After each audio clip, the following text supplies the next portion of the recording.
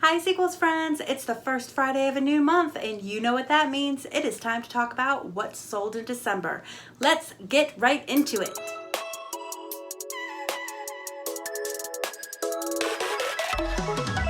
Hi Sequels friends, and a big happy new year to you. It is wonderful to have you here.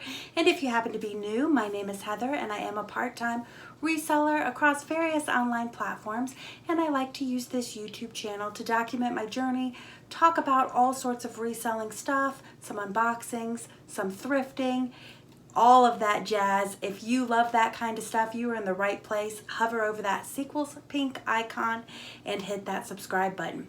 All right, first off, I gotta tell you guys, I am under the weather, so I am gonna have a raspy 80s singer's voice, and I'm going to try to edit out all my sniffles so they do not drive you nuts as they are driving me nuts. Enough about that. Let's get right into the sales. So overall, for the month of December, I made $2,176.25. Those are my gross numbers. So once you take out platform fees, any shipping cost, and cost of goods, I ended up putting in my bank account $1,324.78.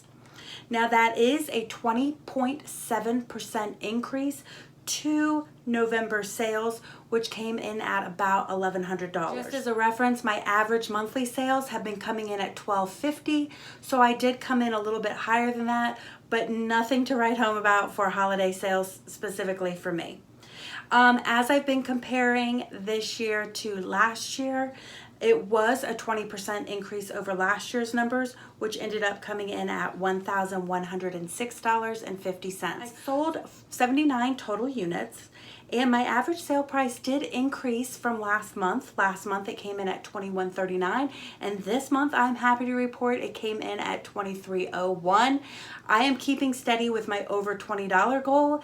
I think it might be time to set an over $25 goal, because you will see when I do next week's videos and talk about goals, I'm looking all for quality over quantity. I really want to increase that average sale price, and I think that I can now that I've hit that $20 goal. Overall, my ROI did increase, still lower than the average. It came in at 61 versus 59. Makes perfect sense, as I was pretty advantageous with 50% off accessory sales, as well as running a different category on sale every week. So I was expecting that ROI to drop, as one does during the very promotional holiday season. Overall, still a quarter of my sales are netting me more than $20. So that's a good thing, going back to that, keeping that average sale price higher. One thing that was very interesting is my vintage took a nosedive in November, but it's jumped back up in December. It increased from 17% in November to 29% in December. Overall, my vintage has been coming in at about 25%, so that is a little bit higher than my average. And vintage was a category that I decided to really go after strongly for 2021, and when you see that goals video coming up next week, it is definitely something I am pushing for 2022. It makes me money. It has a slower turn, which I don't love, but it does get me that average sale price out the door. I have a passion for it. I love it, and I'm starting to learn a little bit more about what to pick up and what not to pick up, because just because it's vintage doesn't mean you should pick it up, which I've learned the hard way. And then my markdowns increased. They are now at 13% and they were at 8%. Again, that makes sense. Customers are looking for promos and deals, and what they weren't getting at promotional pricing, they were buying at markdown pricing. Let's talk about one of my favorite things to talk about, which is sales by category. And there is my handy dandy spreadsheet you guys have come to know and love. A couple of categories should not be a surprise at all. You can see highlighted in Sequels pink are the top performing categories. They have the highest unit sales. Accessories, again, because I was running 50% off all scarves, so I expected this category to perform well. It did do better in units than dollars, again, as one would expect, because I was running a very advantageous 50% off sale.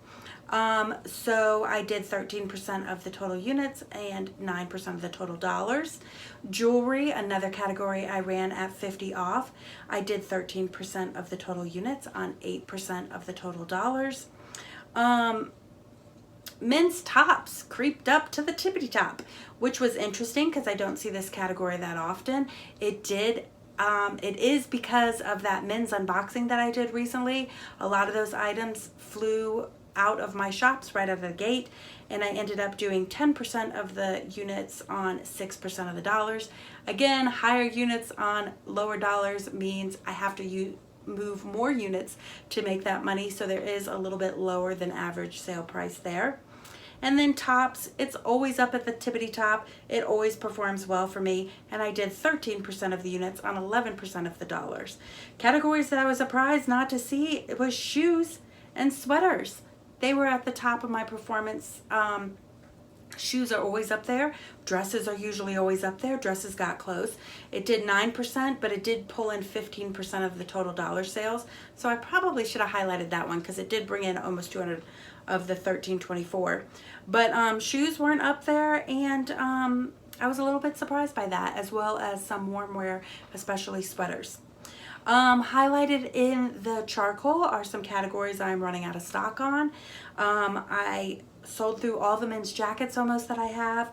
I sold through, I skipped it. I sold through all the intimates. Intimates has been on this list forever. I'm having a real hard time sourcing intimates, so that's part of the reason why that's on the list. And then men's tops is on the list because I happen to sell through a bunch of them. Next is my handy dandy sales by platform spreadsheet. So let's talk about what platforms made the money. And oh my gosh, guys, what the F with eBay? I am having so many issues with eBay lately. I feel like every time I do one of these, I'm shocked that my eBay sales just keep going, and I'm doing all the same things, which maybe is part of the problem. I'm relisting like a good girl is supposed to be doing. I was not listing new as much as I had been in the past, so maybe that's part of it. But I was running promotions that I don't normally do. eBay is being problematic for me, and I can't figure it out, and it's driving me nuts. Somebody's gonna need taking some eBay classes in 2022. So no surprise, the winner of the pack is Poshmark. It has been it has been in the lead, running strong for most of the year. I did 34% of the total dollar sales. eBay dropped down to 18% of the total dollar sales. And look who surpassed it, Etsy. What in the world is going on here? Etsy made up 28% of the total dollar sales. And then Thrilling with a 2%, and my one little jewelry box $20 order on Facebook for a whopping 1%. So that is where the sales by platforms came in at. I don't know if you guys have any tips or tricks on eBay, please leave them in the comment section below. All right, so this is what you guys are here for, and I know that you guys love this part. These are the BOLOs. Here are all the items that netted me over $20, and they are just in the order of how they sold. And I'm gonna pop up those pictures here. So first up, love this top. This is a vintage 1960s Poochie-esque inspired psychedelic print knit top. I had this up at a very high retail. I probably started at about $99 because it's 60s and it's Poochie-esque and it's cool, and I'm in love with it. As time goes on, and as I had it in stock since March of last year, and that I got it at the bins and spent a whopping $1.83 on it, I figured it was time to lower that price a bit. I had it listed for $59. I ended up taking an offer on eBay all in with shipping at $56.99 and netted $39.30. Sometimes you just don't need to be so damn greedy, Heather, and take that $40 that you just made and that $1.83 investment. Here is a vintage 80s coat. This I've had since February of last year. I ended up getting this at the Salvation Army, all in at $85.73, and I ended up netting $52.89. Again, not bad on a $9.99 investment. This Pendleton tartan virgin wool scarf, I believe, came in a thread up scarf box. Sold this on Poshmark for full asking price of $34. Remember, it did have very almost like not I want to say a hole, but it's not really a hole. I guess you would say threadbare in some areas. It was very threadbare, but still $34 straight up with the asking price, and I ended up netting $26.09. These vintage Sonoma jean shorts, yes, shorts sold in December. I say it all the time. I am not specific when it comes to seasonality. These Sonoma vintage shorts ended up selling on the Thrilling platform, and I netted $30.91. Vintage Ralph Lauren plaid wool blazer. Love this blazer. Came in a Jomar Viscose Girl sweater weather box. Been sitting on it since April of last year. It is gorgeous. It is Ralph Lauren, and it is the purple label. I ended up selling this on Etsy all in at $126.35 and netted $100.72. This is a vintage 80s Robert Scott sweater, woodland cabin. I got this at the bins. You probably saw it in one of my bins haul. Everything about it, woodland, cabinous, cottagecore, Christmas, seemed like a winner. It was. It only took less than a month to sell. And I took, let's see, what platform was this on? I sold it on Etsy for $50.50. I had it listed for $59, but some of these are included with the sale price because I was running a warm wear sale, and I still ended up netting in my pocket $36.05. Let's see. These you will recognize from the Jomar Vintage Shoebox. They are gorgeous. One of my favorite pairs in that box. Sold them on Poshmark. Took an offer, had them listed for $49, took an offer for $39, and netted $27.49. This cachet purple wool suit I sold on Etsy at a markdown price because it was on sale. This came also in a Viscose Girl sweater weather box. You'll see this hopefully in an upcoming video because I did take a return on it. I've had some returns this season that I wasn't happy about, and this was one of them because I had netted $103.19 on it. But I have to remind myself, as upset as I get about returns, if they are still less than 1% of my total sales, I gotta suck it up, buttercup, and deal with it. It still offers great customer service, and it still gives people peace of mind when purchasing. These Crate and Barrel mugs I thrifted on my Travel to Thrift in Charlotte, and I ended up selling these for $33. I had them listed for $39, took an offer for $33, and netted $20.40. This Coldwater Creek maxi skirt I got at a local thrift store. I took an offer on it, all in at $41.99, and ended up netting $24.42. These Keen boots I've had for way too long. I listed them at the end of September. They came in a thread-up box. It was one of y'all's favorite items out of this thread-up box. I can't believe they sat for so long. I had them listed for $69. When somebody offered me $62, I said heck yeah, and ended up putting $41.45 in my pocket. This is a men's trench coat, Misty Harbor. I had it listed for $49 on Poshmark and eBay, but I had not adjusted the price on Etsy. I love it when that happens. And they ended up buying it on Etsy at $73.14. I likely took a markdown on it and then forgot to mark it down over there, which happens frequently. I love it when it works out this way to my benefit because I ended up netting $46.48 on that. These Ralph Lauren Maurice boots you saw me get at the bins, one of my last bins haul. I had them listed for as high as $99 when somebody offered me $59, and I had all under $10 sales for the last 2 days before that. I said, I'll take them. I only spent $1.11 on them in the bins. Girl can't be greedy. And I ended up netting $46.09 on those. Vintage 60s Patricia Fair dress. I got this at Goodwill. I've had this for almost a full year. I listed it at the end of January of last year. I got quite a few of these vintage 60s dresses, and they have been sitting for me, and I think it really has to do with the smaller sizing, which is something we need to be really conscious about going forward when buying vintage items.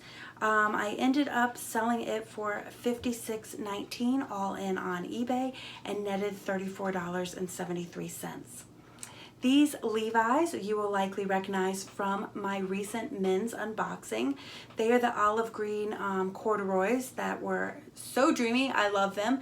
I ended up selling these on Poshmark. Took an offer of $35 versus my listing price of $39 and netted $21.15. Here's another item that you'll recognize from my recent men's unboxing. They are the Nike KD Tri 5-3 basketball sneaker. I sold them on Poshmark for I had them listed for $49. They offered $44 and I accepted it and made $27.70. I love this blouse. I've tried to keep it for myself numerous times. It's too big for me and I was unwilling to accept it, and thankfully somebody bought it so it would get out of my inventory so I would stop trying it on. This is a pink oversized vintage shirt that I thrifted when I was in Charlotte for that same travel to thrift. I had to double check because I was like, this price can't be right, because I ended up selling it for $77, but it was listed for $39. But I had to go back in and realize that the customer bought expedited shipping. So they were all in at $77.20, but then the shipping cost almost $40. So I ended up netting $34.09. Still not a bad price at all for a blouse that cost me $1.75. This Tahari leather shoulder bag I've had since March of last year. I have lowered the price. I think I started it originally at $59. I now had it for $39. Somebody offered me $33. I said nobody seems to want it, so I will happily accept that price, and I still ended up netting $20.41. I love this over-the-top applique Christmas. Instead of a sweater, it is denim. It's like a little denim jacket. Everything about this, I got it at Salvation Army, and everything about this seemed like a winner. And it was. I had it listed for $39. Somebody offered me $35 on Poshmark. I happily accepted it and netted $23.51. That is all for the BOLOs. I gotta tell you guys, this month was so weird. It's like things are making me $40, $30, $20, and then things are making $5 and $10. And it's the same way January has started out. I have all these awesome winners netting me over $20, over $30, over $40, and then I have all these dogs, which is what's motivating me to work on quality over quantity and get smarter about what I'm investing my money in, because I really don't want to waste any time on things that are netting me less than 20 bucks. And if I do get some of that stuff in some thread up boxes or in any mystery boxes, that's fine, but I really shouldn't be thrifting it. So that's going to be one of the goals that we talk about on Friday. If I haven't plugged that video enough already and you are interested in seeing it, go ahead, hit that subscribe button and ring that bell. So thank you guys so much for tuning in. Just a reminder, I will be back on Friday with a video. You will have noticed that I did not post videos this Tuesday or next Tuesday, and that is because part of my 2022 goals is to decrease the amount of videos I'm listing on YouTube to just one per week. I've neglected all of my other social media to do YouTube, and I'm fairly comfortable with that because I do love this platform, but I'm realizing that I'm loving the video content so much that I think I'd like to expand into TikTok. And while I'll only be bringing you one full YouTube video, I will hopefully be with you guys more throughout the week by sharing some smaller, more easily digestible content. So expect to see that through TikTok and YouTube Shorts towards the end of this month. Just wanted to give you a heads up on that so you know why you're only seeing me on Fridays now. So thank you guys so much for tuning in. I'll see you on Friday, and I hope you guys have an excellent week. See you then. Bye. And YouTube Shorts, more YouTube-esque content, but in short, easily digestible